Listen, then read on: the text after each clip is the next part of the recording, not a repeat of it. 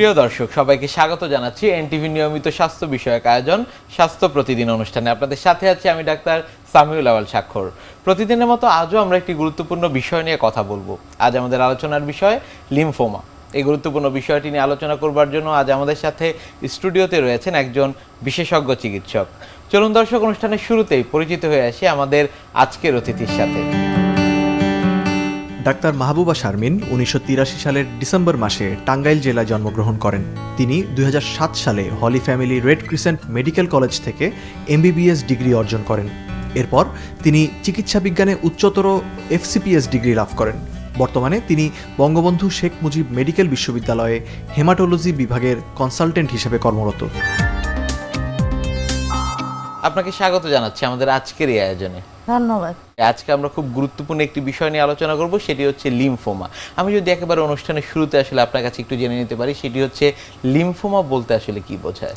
Lymphoma mainly এক ধরনের blood cancer, যেটি লসিকা গ্রন্থি বা আমরা বলি লিম্ফ গ্ল্যান্ডের এক ধরনের ক্যান্সার। লিম্ফোমা তো মোটামুটি কমনই আমাদের দেশে। ইনভ্যারিয়েবলি আমরা সবাই জানি যে লিম্ফ গ্ল্যান্ড ফুলে গিয়েছে, তার মানে লিম্ফোমা, বা এর ডিডি হিসেবে আসে আমরা যেমন টিউবারকুলোসিস। এই দেশে আমাদের দেশে মেনলি লিম্ফোমা, তারপরে টিউবারকুলোসিস যেমন যক্ষা, এই দুইটাই হলো কমন। নিশ্চয়ই। সেক্ষেত্রে আসলে লিম্ফোমা কি ধরনের হয়ে থাকে? লিম্ফোমাকে আমরা মেনলি ব্রড হেডিংয়ে ডিভাইড করতে পারি Hodgkin's lymphoma and non Hodgkin's lymphoma. আর Hodgkin's lymphoma and non Hodgkin's লিম্ফোমাকে আমরা ফার্দার ক্লাসিফাই করতে পারি বি-সেল লিম্ফোমা, তারপরে নন হজকিন্স লিম্ফোমাকে আমরা ক্লাসিফাই করি very aggressive and low grade lymphoma হিসেবে। আর হজকিন্স লিম্ফোমাকে আমরা মেনলি দুই ভাগে ভাগ করি, যেমন ক্লাসিক্যাল হজকিন্স লিম্ফোমা আর হলো নোডুলার লিম্ফোসাইট প্রিডমিনেন্স লিম্ফোমা হিসেবে। নিশ্চয়ই। আমি যদি একটু লক্ষণ এবং উপসর্গের ব্যাপারে আপনার কাছে জানতে চাই, সেটি হচ্ছে একেবারে শুরুর দিক থেকে আসলে এর লক্ষণ উপসর্গ থাকে কিনা এবং সেক্ষেত্রে আসলে কি কি? লিম্ফোমা লক্ষণ বা উপসর্গ আসলে মেনলি কোন সাইডে লিম্ফ নোড ইনভলভ করছে ওর উপর ডিপেন্ড করে। এখন যেই সাইডে ইনভলভ করবে ওই অনুযায়ী আমাদের লক্ষণ বা উপসর্গ আমরা পেয়ে থাকি। আর অ্যাগ্রেসিভিটির উপর ডিপেন্ড করে, যেমন যদি লো গ্রেড লিম্ফোমা হয় তাহলে পেশেন্ট মেনলি অ্যাসিমটোমেটিক থাকে। আর যদি ভেরি অ্যাগ্রেসিভ বা অ্যাগ্রেসিভ লিম্ফোমাগুলো হয় তাহলে বিভিন্ন ধরনের সিমটম নিয়ে আসে আমাদের কাছে। মেনলি কোনো জায়গায় যেমন লিম্ফ গ্ল্যান্ড ফুলে যাওয়া, যেমন গলায় ফুলতে পারে, যেমন সার্ভাইকাল গ্ল্যান্ড, বা আর্মপিট বা বগলের নিচে আমরা লিম্ফ নোড পাই, তারপর গ্রয়নে লিম্ফ নোড পাই। অনেক সময় দেখা যায় পেটেও স্প্লিট বা প্লিহা বড় হয়ে যায়, আর পেটেও বিভিন্ন ধরনের লিম্ফ নোড আছে, ওই লিম্ফ নোড বড় হয়ে যায়। আর এর সাথে যেমন অনিয়ন্ত্রিত জ্বর, ওজন কমে যাওয়া, খাবারে অরুচি, এই ধরনের সাইন সিমটম নিয়ে আসতে পারে। আর এর সাথে যদি টি-সেল লিম্ফোমাগুলো হয় তাহলে কিউটেনিয়াস ম্যানিফেস্টেশন, মানে চামড়ার বিভিন্ন ধরনের ইচিং বা চামড়ার বিভিন্ন ধরনের দাগ নিয়ে আসতে পারে। আর লিম্ফোমা যখন আমাদের বোন ম্যারোতে ইনভলভ করে ফেলে তখন হলো ভালো যে আমাদের অন্যান্য রক্ত উপাদান আছে ওগুলো কমে যায়, কারণ কমে গেলে তখন বিভিন্ন ধরনের উপসর্গ দেখা যায়। যদি আরবিসি যদি কমে যায় এর ফলে কি হয়, হিমোগ্লোবিন কমে যায়। হিমোগ্লোবিন কমে গেলে আমরা রক্ত স্বল্পতা পাই। আর প্লেটলেট কমে গেলে আমরা বিভিন্ন ধরনের ব্লিডিং ম্যানিফেস্টেশন হিসেবে আমাদের কাছে প্রেজেন্ট করে, যেমন বিভিন্ন জায়গা থেকে রক্তক্ষরণ হতে পারে, বা অনেক সময় দেখা যায় যে শরীরে লাল লাল কালো কালো দাগ নিয়ে আমাদের কাছে আসে। সেক্ষেত্রে আসলে এই যে লিম্ফোমা নিয়ে আমরা কথা বলছিলাম, লিম্ফোমা আসলে কেন হয়? লিম্ফোমা তো মেনলি হলো ওই যে বললাম না, বোন ম্যারো। প্রত্যেক লিম্ফোমা উৎপত্তি স্থল হলো লিম্ফ নোড। লিম্ফ নোড থেকে উৎপন্ন হয়ে বোন ম্যারোতে যায় ম্যাচুরেশনের জন্য। এখানে বি-সেল টি-সেল দুই ধরনের লিম্ফোসাইট থেকে এই লিম্ফোমাটা উৎপন্ন হয়ে থাকে। যখন চিকিৎসকের শরণাপন্ন হচ্ছেন আমরা অনেক ক্ষেত্রেই জানি যে এই ধরনের রোগীরা একেবারে আসলে সময় মতো চিকিৎসকের শরণাপন্ন হন না। যখন আসলে চিকিৎসকের শরণাপন্ন হচ্ছেন তখন আসলে কোনো পরীক্ষা নিরীক্ষার প্রয়োজন পড়ে কিনা? ফার্স্টে যখন লিম্ফোমা বা এই ধরনের ম্যানিফেস্টেশন নিয়ে আমাদের কাছে আসে তখন আমাদের মাথায় রাখতে হবে, আমাদের ফার্স্টে একটা সিবিসি বা কমপ্লিট ব্লাড কাউন্ট পরীক্ষা করে দেখতে হবে যে আসলে এটা ব্লাড ক্যান্সার কি না। মানে অনেক লিম্ফোমা ডায়াগনোসিস করার আগে আমাদের ফার্স্টে সিবিসিটা করে আসতে হবে। অনেক সময় দেখা যায় যে লিউকেমিয়া বা ব্লাড ক্যান্সার কিন্তু এই ধরনের উপসর্গ নিয়ে আসে। কারণ যদি আমরা দেখি লিম্ফোমা বা লিউকেমিয়া এক্সক্লুড করে ফেললাম সিবিসি পিবিএফ দেখে, তাহলে আমাদের ফার্দার ওয়ার্কআপে ইজি হবে। সেক্ষেত্রে আসলে পরবর্তী সময় কাউন্সিলিং, অর্থাৎ আপনারা রোগ ডিটেক্ট করলেন যে না তার আসলে লিম্ফোমা রোগটি হয়েছে, আপনারা আসলে কাউন্সিলিংটি কিভাবে করেন সেই ব্যক্তিকে এবং তার আশেপাশের লোকজনকে? ফার্স্টে তো আমরা পেশেন্টের সিবিসি পিবিএফ করলাম। কাউন্সেলিংয়ের আগে তো পেশেন্টের হিস্ট্রিটা মোস্টলি ইম্পর্ট্যান্ট। হিস্ট্রি নিয়ে দেখলাম যে কত দিন ধরে হচ্ছে, তারপরে ডিউরেশন, অ্যাগ্রেসিভ কিনা বা হাই গ্রেড বা লো গ্রেড, এভাবে আমরা করলাম, আইডেন্টিফাই করে রিস্ক স্ট্র্যাটিফিকেশন করলাম। তারপরে স্টেজিং হলো ইম্পর্টেন্ট লিম্ফোমার ক্ষেত্রে।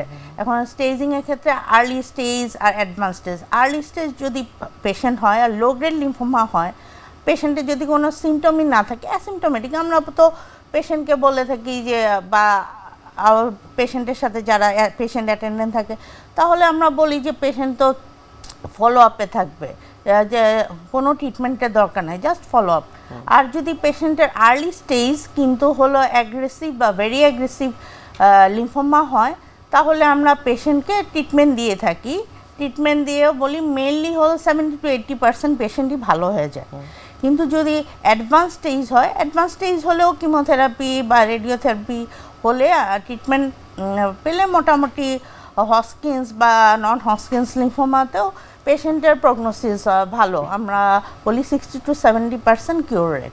আমরা কাউন্সিলিংয়ের বিষয়টি আপনার কাছ থেকে আমরা শুনছিলাম, পরবর্তীতে যদি আমি একটু চিকিৎসা পদ্ধতি সম্পর্কে আপনার কাছে জানতে পারি বিস্তারিতভাবে। চিকিৎসা পদ্ধতি ডিপেন্ড করে পেশেন্টের কোন টাইপের লিম্ফোমা, টাইপ হাই গ্রেড, তারপর লো গ্রেড বা ইন্টারমিডিয়েট গ্রেড আর অ্যাগ্রেসিভিটির উপর, পেশেন্টের performance status, staging of the disease, cost effectiveness. কারণ আমাদের অনেক পেশেন্ট আছে যে আমাদের সিমটম আছে কিন্তু টাকা পয়সা নেই, আমরা কিন্তু চিকিৎসা করতে পারছি না।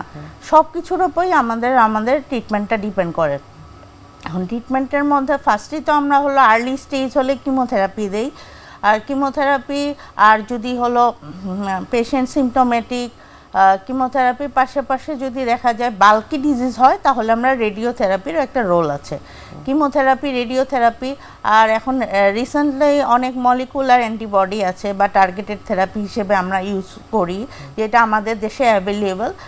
বিশ্বমানের চিকিৎসা আমাদের দেশেই সম্ভব। মলিকুলার টার্গেটেড থেরাপি আছে, ইমিউনো কনজুগেট থেরাপি, সব ধরনের অ্যান্টিবডিগুলোই আমাদের দেশে আমরা ইনভেরিয়েবলি দিয়ে থাকি। সেক্ষেত্রে খরচের বিষয়টি আসলে কেমন হয়ে থাকে? খরচের বিষয় হলো হসকিন্স লিম্ফোমা যদি হয়, ক্লাসিক্যাল হসকিন্স লিম্ফোমা, তখন আমরা মেনলি নিউলি ডায়াগনোস পেশেন্টের ক্ষেত্রে আমরা নর্মালি 6 থেকে 7-8 হাজার টাকার মধ্যে হয়ে যায় এক একটা সাইকেলে। এখানে হলো মেনলি ধরেন আমাদের 6 সাইকেল দিতে হয়, আর আমরা স্টেজিংয়ে তো পেট সিটি করে দেখি, মানে 3টা সাইকেল, 2টা থেকে 3টা সাইকেল কিমোথেরাপি দিয়ে আমরা পেট সিটি করে দেখি যে রেসপন্সিভ না নন রেসপন্সিভ। যদি রেসপন্সিভ হয় তাহলে আমরা ফার্দার আরও 2 সাইকেল কন্টিনিউ করব, আর যদি দেখি রেসপন্সিভ না, তখন আমরা এর সাথে আমরা অন্য এডিশনাল আরও ট্রিটমেন্ট দিয়ে থাকি। আর নন হসকিন্স লিম্ফোমার সাথেও এই যে এরকম কিমোথেরাপি আছে, কিমোথেরাপির সাথে আমরা 6 সাইকেল কিমোথেরাপি দিয়ে তারপরে রেসপন্স, ওই যে পেট সিটি করে রেসপন্স ক্রাইটেরিয়া হিসেবে আমরা দেখি পেশেন্ট রেমিশনে আছে কিনা। যদি দেখি পেশেন্ট রেমিশনে আছে, তারপরে হলো আমরা ফলো আপ করি। পরীক্ষা নিরীক্ষার ক্ষেত্রে এবং চিকিৎসা পদ্ধতির ক্ষেত্রে আপনি পেট সিটির কথা বলছিলেন, আমি যদি একটু আপনার কাছ থেকে সংক্ষেপে জানতে পারি, সেটি হচ্ছে পেট সিটি বিষয়টি কি এবং কখন আসলে এটি করা হয়? পেট সিটি আসলে আমরা মেনলি স্টেজিং পারপাস সেই ব্যবহার করি, ডায়াগনোসিস পারপাস, আবার হলো অনেক সময় দেখা যায় রেসপন্স ইভালুয়েশনের জন্য। এখন PET CT one type of CT স্ক্যানের মতোই, যেটা হলো হোল বডি স্ক্যান করে আমরা রেডিও আইসোটোপ দিয়ে আমরা স্ক্যান করে দেখি কোন জায়গায় লিম্ফ নোডটা ওই এফডিজি পেটটা নিচ্ছে। যখন আইসোটোপটা নেওয়ার পরে দেখা যায় যে কোন কোন লিম্ফ নোডে ওটা হলো আপটেকটা বেশি হচ্ছে, ওই হিসেবে আমরা গ্রেডিং করে থাকি।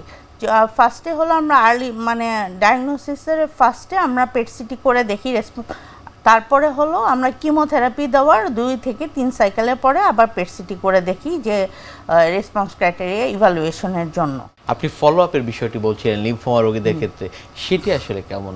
ফলো আপ করার জন্য আমরা ফার্স্টেই পেশেন্টদের যেমন সিবিসি পিবিএফ করলাম, তারপরে পেশেন্টের যে লিম্ফ নোড যেসব সাইটে ছিল, যেমন অ্যাজ এক্সাম্পল আমি বলি, যদি সার্ভাইকাল লিম্ফ নোড বা এক্সিলারি লিম্ফ নোড ছিল, ট্রিটমেন্ট দেওয়ার পরে আমরা পাচ্ছি যে ওই লিম্ফ নোড নাই, লিম্ফ নোডগুলো হলো ইনভিজিবল হয়ে গিয়েছে। কিন্তু ওই হিসেবেই আমরা ফলো আপে দেখি যে 6 সাইকেলের পরে পেট সিটি করলাম।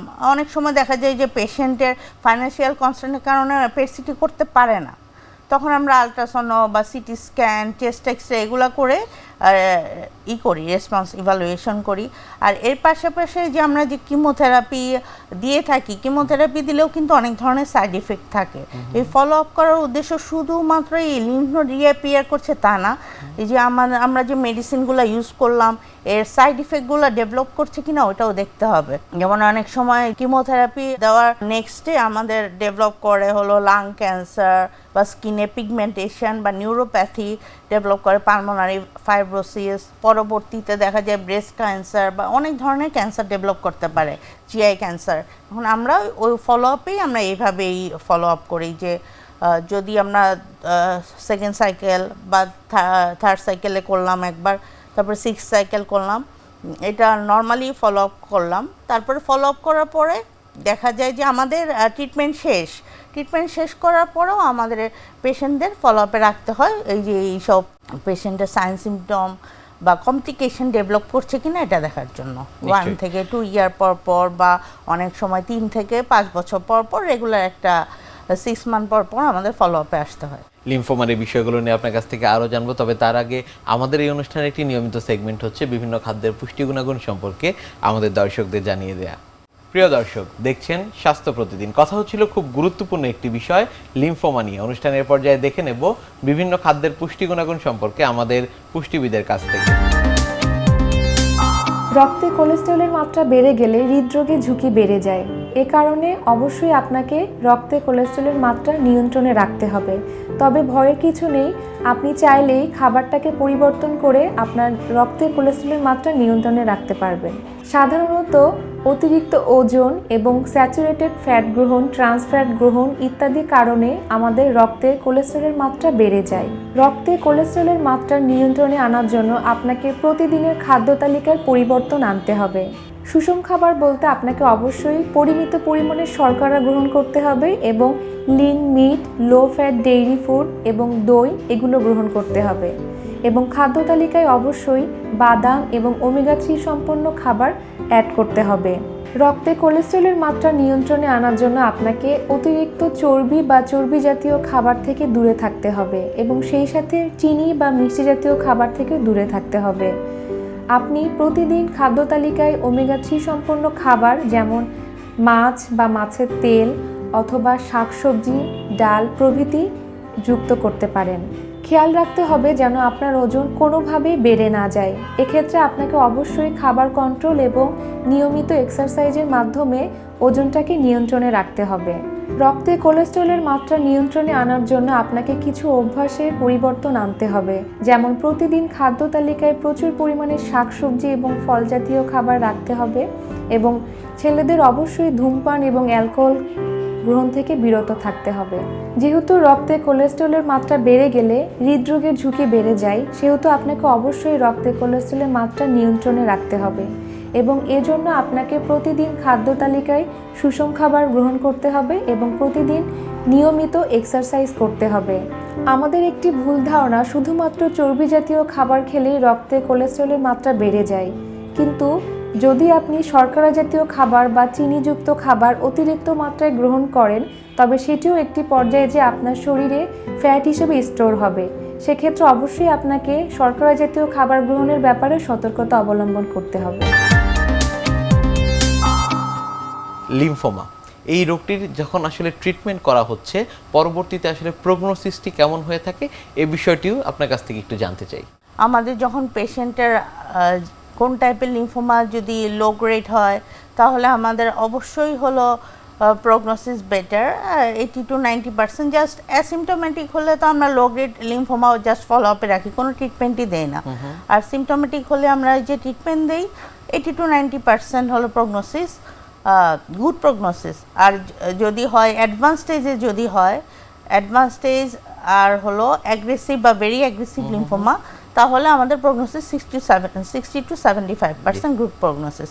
অনেক সময় দেখা যায় লিম্ফোমা পেশেন্টের রিল্যাপস করে, অ্যাগ্রেসিভ বা ভেরি অ্যাগ্রেসিভ লিম্ফোমাগুলো রিল্যাপস করে, তখন আমরা রিল্যাপস করলে ওই সব পেশেন্টেরই আবার যদি 3 বছর পরে রিল্যাপস করে তাহলে আমরা প্রিভিয়াস ট্রিটমেন্টটাই আবার দিতে পারি, বা যদি আর্লি রিল্যাপস করে তাহলে আমরা পেশেন্টকে এই যে টার্গেটেড থেরাপি হিসেবে মনোক্লোনাল অ্যান্টিবডি বা ইমিউনোকনজুগেট বা বোন ম্যারো ট্রান্সপ্লান্টেশন অ্যাডভাইস করে থাকি। লিম্ফোমা পেশেন্টদের আমাদের এইসবের কাউন্সেলিংয়ের ব্যাপারে যে বলছিলেন, ওই কাউন্সেলিংয়ের পাশাপাশি সাইকোলজিক্যাল কাউন্সেলিং আর রিপ্রোডাক্টিভ কাউন্সেলিংটাও জরুরি। অনেক ধন্যবাদ আপনাকে আমাদের আজকের এই অনুষ্ঠানে আসবার জন্য। ধন্যবাদ আপনাকে। প্রিয় দর্শক, এতক্ষণ দেখছিলেন স্বাস্থ্য প্রতিদিন। কথা হচ্ছিল খুব গুরুত্বপূর্ণ একটি বিষয়, লিম্ফোমা নিয়ে। আশা করি আমাদের এই গুরুত্বপূর্ণ তথ্যগুলো আপনাদের অনেক বেশি উপকারে আসবে। অনুষ্ঠানের পর্যায়ে দেখে নেব কি থাকছে আগামী পর্বে স্বাস্থ্য প্রতিদিন অনুষ্ঠানে। আপনাদের চুলের জন্য যেসব পুষ্টি দরকার, চুলের শক্ত হওয়ার জন্য, চুলের গোড়াটা শক্ত হওয়ার জন্য, কিংবা চুল যেন ভেঙে না যায় সেটার জন্য, যে চুলের জন্য কি না করা দরকার, অর্থাৎ বেশি পরিমাণে ভিটামিনস মিনারেলস দরকার আমাদের চুলের জন্য, কোন ধরনের ভিটামিন দরকার নাই, সব ধরনের ভিটামিনই আমাদের দরকার। এবং সেই সাথে দেখা যায় যে আমাদের চুলের যে আমরা কিছু কাজ করে থাকি, যে চুলের ডাই করা, তা কিংবা দেখা যায় যে অনেক সময় রিবন্ডিং করা, অনেক সময় আমরা কালার করে থাকি, এই যেগুলো, এগুলোই কিন্তু চুলের বন্ডেজগুলো ভেঙে দেয়। বিশ্বের যে কোনো প্রান্ত থেকে যে কোনো সময় আপনাদের পছন্দের অনুষ্ঠান স্বাস্থ্য প্রতিদিন দেখতে ভিজিট করুন আমাদের পূর্ণাঙ্গ ওয়েব পোর্টাল www.ntvbd.com এ। এছাড়া এনটিভি সব জনপ্রিয় অনুষ্ঠান ও খবরের আপডেট পেতে ভিজিট করুন আমাদের ইউটিউব চ্যানেল ও ভেরিফাইড ফেসবুক পেজে। আজ এখানেই শেষ করছি, আগামীতে আবারও দেখা হবে। সে পর্যন্ত আপনারা সবাই ভালো থাকুন, সুস্থ থাকুন, এনটিভির সাথেই থাকুন। আল্লাহ হাফেজ।